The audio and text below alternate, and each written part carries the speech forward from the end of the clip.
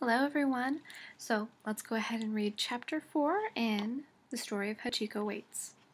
Remember, you guys are looking for vocabulary words while you're reading. So any words that you don't know, you need to write them down. But remember, if you see any words that are in italics, like this one, that doesn't count because words like that are back in the glossary and we're looking for different words that we're not sure about. Okay? So, go ahead and grab your book, and let's get started with Chapter 4. From that day on, Hachi walked to the train station with Professor Uno every morning and met his train every afternoon.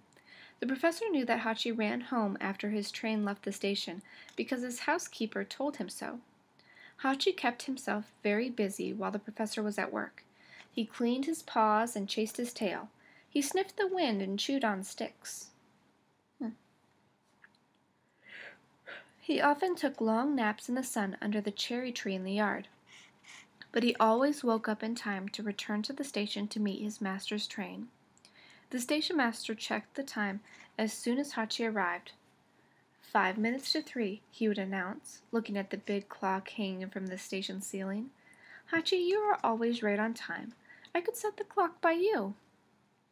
A year passed and the professor's routine did not change. He and Hachi walked to the train station in the spring when the cherry blossoms bloomed. And in the summer when the rains came. They walked to the train station in the autumn when the leaves changed color, and in the winter when the snow fell. The professor was always the last one to step onto the train before it left in the morning, and he was always the first one to step off the train after it arrived in the afternoon. And Hachi was always there to meet him. He was never a minute early and never a minute late, and as soon as he saw the professor he always ran to his master, licked his fingers, and spun in joyful circles before him. One morning in early May, as the professor and Hachi were taking their morning walk to the train station, Professor Uno stopped to admire the many-colored fish-shaped banners hanging from the bamboo poles outside the houses they passed. "Hachi, sit. Look, little friend," the professor said, pointing. "Those flags look like a type of fish called a carp, and they have been hung in honor of Tango no Seku, a special holiday that celebrates all the boys in Japan." Hachi's eyes followed his master's fingers toward the waving banners.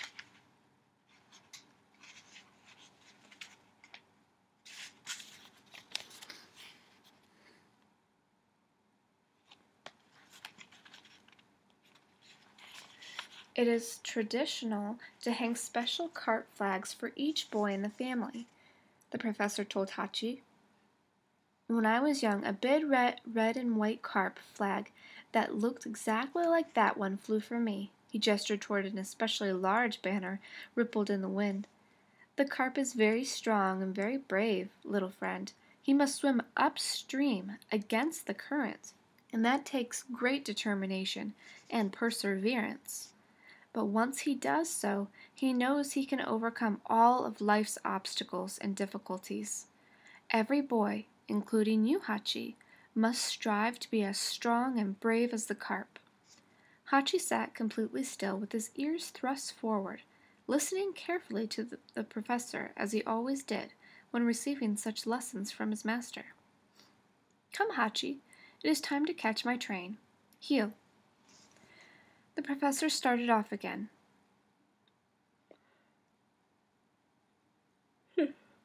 Sorry. And Hachi fell into step beside him.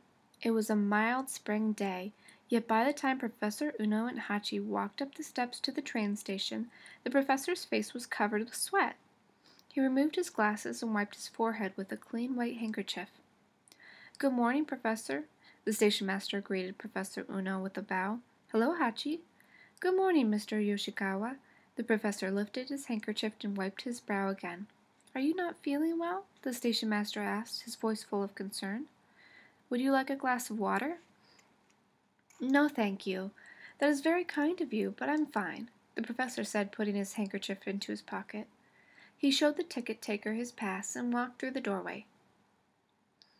"Hachi," Yosao called. The professor and Hachi crossed over to the platform. Happy Boy's Day, Yaso, said the professor. Thank you, said Yaso. He ran his hands up and down the fur around Hachi's neck. He had gotten so big. He stands almost 2 feet high now and weighs 100 pounds. That is a good size for a male Akita, said the professor, who never let an opportunity to teach go by. Feel his coat here. He guided Yaso's hands to Hachi's chest. This fur is the undercoat. It is thicker and softer than the rest of his fur. Once the undercoat has come in, the Akita-ken is full grown. I am still growing, said Yoso. I am going to be very tall. Taller than I am? Teased the professor, who was not tall at all. I hope so, said Yoso, standing up on his toes. Yoso, said his mother in a scolding voice. The professor is a man of respect. Do not be rude to him. But Professor Uno only laughed. I am sure you will rise to great heights, he said to the boy. The 9 o'clock train arrived right on schedule. As everyone clambered onto it, Professor Uno leaned down to say goodbye to Hachi. What a good dog you are. He repeated the same words every day. What a fine dog you are, Hachi. You are the best dog in all of Japan. He patted Hachi's head and kissed the tip of his nose. I will return at 3 o'clock, he reminded Hachi. Farewell, little friend. The train pulled away, and the professor waved as he always did. Hachi stayed right where he was, watching the train as usual. But then he did something he had never done before. As the train picked up speed, Hachi chased after it and let out a loud bark. One!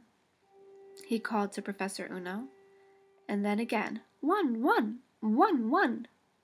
The professor leaned out of the train with a worried look on his face. Was Hachi all right? But when he saw the dog standing on the platform and wagging his tail, he grinned and waved. Hachi, was a splendid voice you have, he called out proudly. What a good dog you are. Farewell, little friend. The station master walked over to Hachi and squatted down before him. What did you have to say to the professor today? That was so important, he asked the Akita-ken. But Hachi would not repeat himself. He merely turned and left for home. At 3 o'clock that afternoon, when the train pulled into Shibuya Station, Hachi sat at his usual spot by the tracks.